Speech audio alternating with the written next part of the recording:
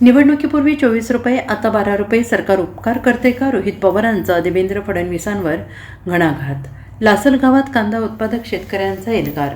राज्यात कांद्याला मिळणारा कवडीमोल भाव, आखाती देशातील युद्ध, निसर्गाचा प्रकोप आणि सरकारच्या चुकीच्या धोरणांमुळे पुरता अडचणीत आलेल्या कांदा उत्पादक शेतकऱ्यांनी आज लासलगाव बाजार समितीत शेतकरी एल्गार आंदोलन पुकारलं आहे. राष्ट्रवादी काँग्रेस शरदचंद्र पवार पक्षाचे आमदार रोहित पवार आणि दिंडोरीचे खासदार भास्कर भगरे यांच्या नेतृत्वाखाली हे आंदोलन करण्यात आले. यावेळी संतप्त शेतकऱ्यांनी आणि नेत्यांनी गळ्यात कांद्याच्या माळा घालून सरकारच्या शेतकरी विरोधी धोरणांचा तीव्र निषेध केला. आमदार रोहित पवार यांनी स्वतः कांद्याने भरलेला ट्रॅक्टर चालवत बाजार समितीच्या आवारात प्रवेश केला, ज्यांनी या सगळ्यांचंच लक्ष वेधून घेतलं. या आंदोलनात पालघरचे माजी आमदार सुनील भुसारा, मुंबई कृषी उत्पन्न बाजार समितीचे संचालक जयदत्त होळकर यांच्यासह हजारो कांदा उत्पादक शेतकरी सहभागी झाले होते. आंदोलनादरम्यान माध्यमांशी बोलताना आमदार रोहित पवार यांनी मुख्यमंत्री देवेंद्र फडणवीस यांच्या घोषणेचा खरपूस समाचार घेतला. ते म्हणाले, निवडणुकीच्या आधी सरकार कांद्याला 24 रुपये भाव जाहीर करते आणि निवडणूक संपताच 12 जाहीर करते. फडणवीस साहेब काल म्हणाले, आम्ही 12.5 रुपये देऊ, तुम्ही काय उपकार करत आहात का? अवकाळी पाऊस आणि गारपीट झाल्यामुळे जिथे 5 ट्रेलर उत्पादन निघायचे तिथे आज 3 ट्रेलर निघत आहे.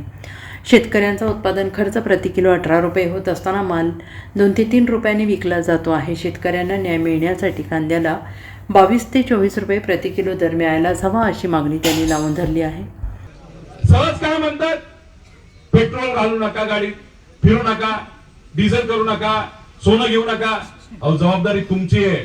जशी जबाबदारी तुम्हाला तुमची आम्हाला तेल देण्याची आहे, जशी जबाबदारी आम्हाला तुमची आम्हाला पेट्रोल डिझेल देण्याची, तसंच आज आमचा कांद्याचा जो प्रश्न आहे, आम्हाला नका सांगू एक्सपोर्ट होत नाही म्हणून अडचण आली, आम्हाला एवढंच सांगा आम्हाला भाव किती देता, बाकी आम्हाला काहीच ऐकायचं नाही. कारण सरकार तुमची आणि तुमची जबाबदारी आम्हाला सगळ्यांना मदत करायची आणि हाच प्रश्न आपल्याला सरकारला करायचा आहे. आणि याला जर उत्तर त्या ठिकाणी नाही आलं तर मग काय करायचं?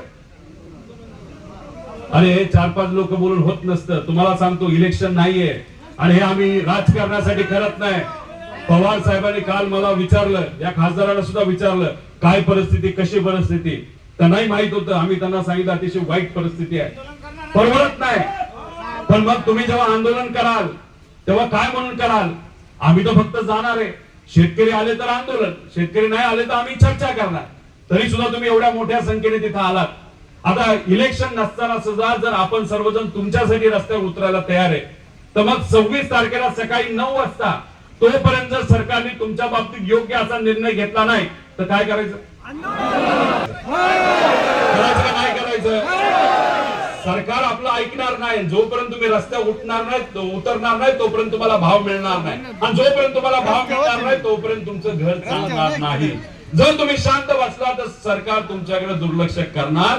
त्यांना काही घेणं देणं नाही. त्यांचं मत एवढंच आहे, 29 ला बघू काय करायचं. आणि 29 पर्यंत आमचा शेतकरी जगला तर पाहिजे. आणि मग जगायचं असेल तर मग लढावं लागेल. आणि मग लढायची तयारी असेल तर 26 तारखेची घोषणा या सर्व नेत्यांच्या आणि तुमच्या सर्वांच्या उपस्थितीमध्ये आम्ही इथं करतो. करू का? पण तुमचा पाठिंबा असेल तर 26 तारखेला 9 वाजता चंदगडला, आपल्या चांदवडला, त्या ठिकाणी आम्ही एकत्रित येणार आहे. चांदवडला 9 वाजता नॅशनल हायवे अडवायला.